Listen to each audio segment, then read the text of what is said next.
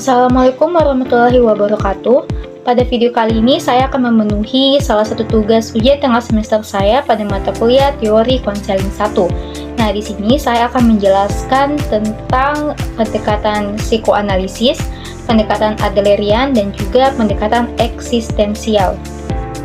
Baik, yang pertama yaitu adalah pendekatan psikoanalisis. Yang bagian pertama adalah pandangan hakikat manusia.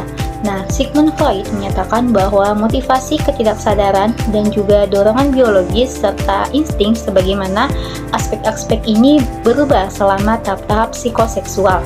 Dan perubahan tersebut sangat penting selama 6 tahun pertama dalam hidup kita. Dan insting adalah pusat dari pendekatan aliran Freud. Insting ini memiliki tujuan untuk dapat bertahan hidup bagi manusia perorangan atau ras manusia secara keseluruhan, di mana orientasinya ditujukan kepada pertumbuhan, perkembangan, dan kreativitas. Sigmund Freud juga menjelaskan mengenai insting kematian yang memunculkan dorongan yang agresif.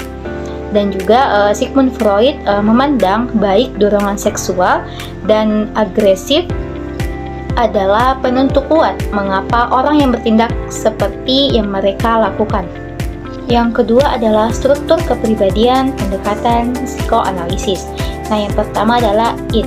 Nah, id merupakan energi psikis dan naluri yang menekan manusia agar memenuhi kebutuhan dasar, seperti misalnya kebutuhan makan, seks, menolak rasa sakit atau tidak nyaman. Dan menurut Sigmund Freud, id berada di alam bawah sadar dan tidak ada kontak dengan realitas. Dan yang kedua adalah ego. Nah, ego ini menolong manusia untuk mempertimbangkan apakah ia dapat memuaskan diri tanpa mengakibatkan kesulitan atau penderitaan bagi dirinya sendiri. Dan ego berada di antara alam sadar dan juga alam bawah sadar. Dan yang ketiga adalah superego.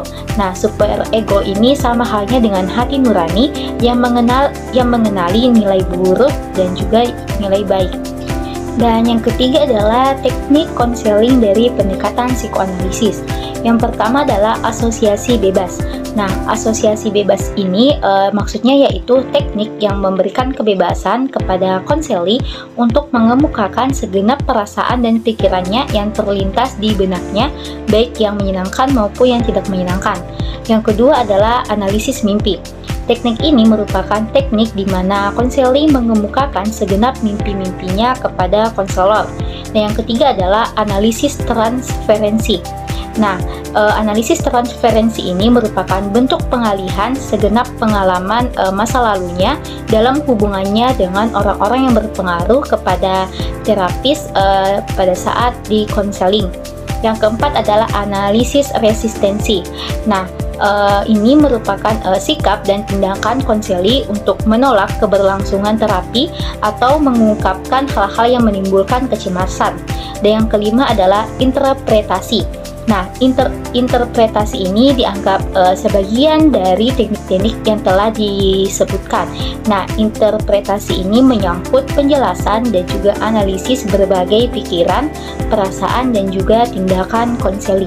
Itulah tadi penjelasan secara singkat mengenai pendekatan psikoanalisis.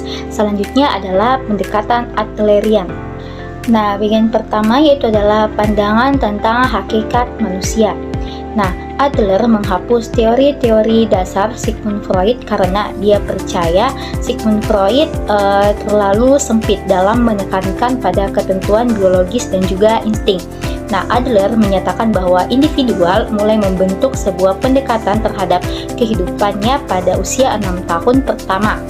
Nah, fokus Adler dalam ini adalah bagaimana persepsi orang-orang tentang masa lalu dan interpretasinya terhadap kejadian-kejadian awal yang akan terus mempengaruhinya. Dan juga teori-teori Adler berfokus kepada perasaan inferioritas, di mana dia melihat sebagai kondisi normal dari semua orang dan sebagai sumber perjuangan seluruh manusia.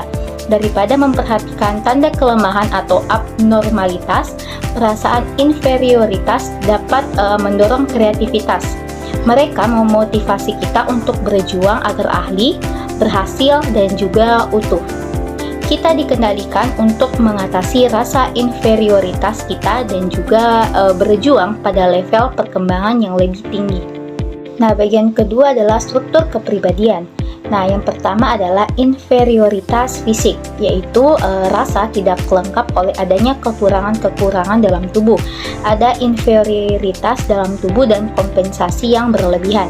Yang kedua adalah inferioritas psikologis, yaitu perasaan-perasaan inferioritas yang bersumber pada rasa tidak lengkap atau tidak sempurna dalam setiap bidang kehidupan. Nah, perasaan ini bukan suatu pertanda abnormalitas, melainkan justru penyebab segala bentuk penyempurnaan dalam kehidupan manusia. Dan yang terakhir adalah teknik konseling. Yang pertama adalah teknik komparatif. Nah, dalam teknik ini konselor melakukan perbandingan dirinya dengan konselor dengan empati. Nah, konselor mencoba membayangkan gaya hidup dan juga masalah konseli dalam dirinya. Dan yang kedua adalah teknik analisis mimpi. Nah, menurut Adler, mimpi merupakan refleksi gambaran tujuan hidup konseli. Dengan menganalisis mimpi yang dialami oleh konseli, maka konselor dapat memperkirakan tujuan dari hidup konseli.